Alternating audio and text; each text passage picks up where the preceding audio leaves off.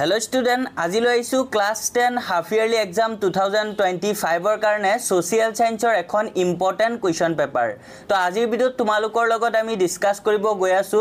এই social science ৰ এই পেপাৰখন তাৰ আগতে ছাত্ৰ-ছাত্ৰীসকল তোমালোকে আমাৰ চেনেলত যদি আজি নতুন আহিছা তেন্তে আমাৰ চেনেলটো তোমালোকে সাবস্ক্ৰাইব কৰি ৰাখিবা আৰু ছাত্ৰ-ছাত্ৰীসকল social science ৰ এই important question paperখন all districtৰ বাবে important তোমালোকৰ অল ডিস্ট্ৰিক্টতে এনকা নিচিনা প্ৰশ্নই তোমালোকৰ হাফ ইয়াৰলি এক্সামত আহিব গতিকে তোমালোকে মনোযোগেৰে প্ৰশ্ন পেপাৰখন ভালকে চাবা লগতে ছাত্ৰ-ছাত্ৰীসকল তোমালোকক সৰু এটা ইনফৰমেশন দিব ওলাইছো যিনসকল ছাত্ৰ-ছাত্ৰীয়ে মেট্ৰিক 2026 দিবা তেওঁলোকে যদি নিউ প্যাটাৰ্ন বুলি ভয় খাই আছা তেনে তোমালোকে আৰু চিন্তা কৰিব নালাগে কিয়নো আইএইচ টেগ আসামে তোমালোকৰ বাবে অল সাবজেক্টৰ থিওৰি নোটছ আৰু এমসিকিউজ লৈ আহিছে নিউ প্যাটাৰ্নৰ ওপৰত বেছ কৰি বনোৱা আৰু ছাত্ৰ-ছাত্ৰীসকল ইতিমধ্যে বহুতো ষ্টুডেন্টে আমাৰ হেখিনি লৈছে আৰু তোমালোকে যদি এতিয়াও লোৱা নাই তোমালোকে আমাৰ WhatsApp নম্বৰ 6002994303 এই নম্বৰত তোমালোকে WhatsAppত মেছেজ দি তোমালোকে আমাৰ এই গাইডেন্স খিনি কালেক্ট কৰি ল'ব পাৰা ছাত্ৰ-ছাত্ৰীসকল আমাৰ এখিনি ফুল নিউ প্যাটাৰ্নত বনোৱা হৈছে আৰু ছাত্ৰ-ছাত্ৰীসকল যোনখিনি থিওৰি নোটছ আছে হে নোটছখিনি মেট্ৰিকত 95 96 97 98 পোৱা ষ্টুডেন্ট সকলৰ নোটছ হয়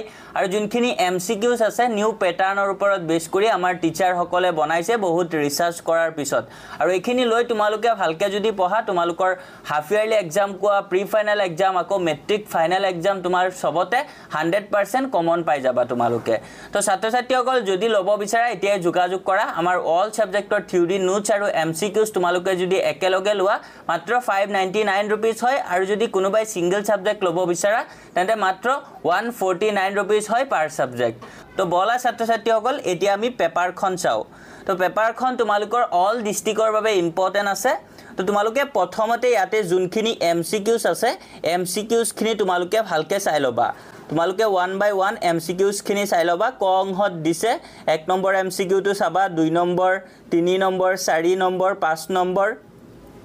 তোমালোকে গুটেইখিনি এমসিকিউজ ভালকে চাই লবা মই এমসিকিউজ খিনি লাইন বাই লাইন পঢ়ি যোৱা নাই যোনখিনি লং কোৱেশ্চন আছে হে লং কোৱেশ্চনছ খিনি তোমালোকৰ লগত আমি ডিসকাস কৰিম তো এমসিকিউজ খিনি ভালকে তোমালোকে চাবা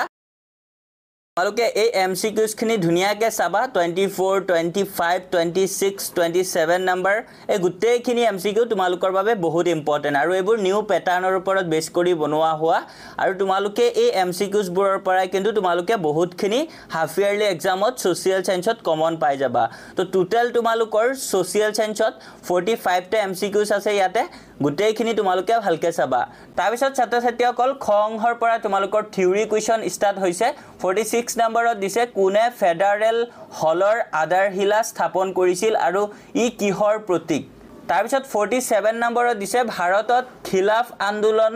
কিয় আৰম্ভ হৈছিল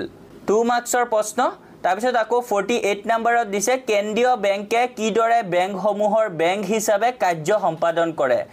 তাৰ পিছত 49ত দিছে আঞ্চলিক গ্ৰাম্য বেংকৰ দুটা মূল কাৰ্য লিখা তো বহুত ইম্পৰ্টেন্ট আছে তোমালোকে ভালকে চাবা তাৰ পিছত 50 নম্বৰত দিছে স্বদেশী আন্দোলনক কিয় সফল আৰু সৰ্বাত্মক আন্দোলন হিচাপে গণ্য কৰা হয় তাৰ পিছত 51 নম্বৰত দিছে মৰুকৰণৰ মানৱ সৃষ্ট কাৰণবোৰ লিখা 3 মাৰ্কছৰ প্ৰশ্ন হয় ভালকে চাবা বহুত ইম্পৰ্টেন্ট আছে 52 নম্বৰত দিছে প্ৰস্তাৱনাত আমি ভাৰতীয় জনসাধাৰণে বুলি কিয় উল্লেখ কৰা হৈছে 3 মাৰ্কছৰ প্ৰশ্ন বহলাই লিখিব লাগিব অলপ তোমালোকে ভালকে চাই লবা 53 নম্বৰত দিছে ঔদ্যোগিক আৱৰ্জনাবোৰে পৰিৱেশ প্ৰদূষণ কেনেকৈ অৰিহণা যোগায় ইয়াৰ প্ৰতিকাৰৰ বাবে পৰামৰ্শ আগবঢ়োৱা তো এনেকা নিচিনা প্ৰশ্ন তোমালোকক কিন্তু মেট্ৰিক ফাইনেল এক্সামতো দি দিয়ে 54 নম্বৰত দিছে মনিৰাম দেৱান এজন সুদক্ষ প্ৰশাসক আছিল কিন্তু এজন ভাল নেতা হ'ব পৰা নাছিল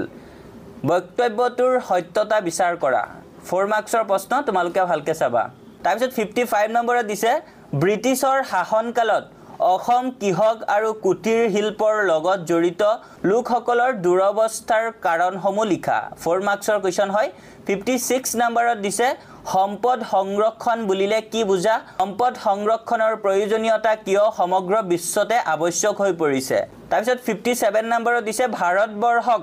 কিয় সাৰ্বভৌম সমাজবাদী ধৰ্মনিৰপেক্ষ গণতান্ত্ৰিক গণৰাজ্য বোলা হয় ব্যাখ্যা কৰা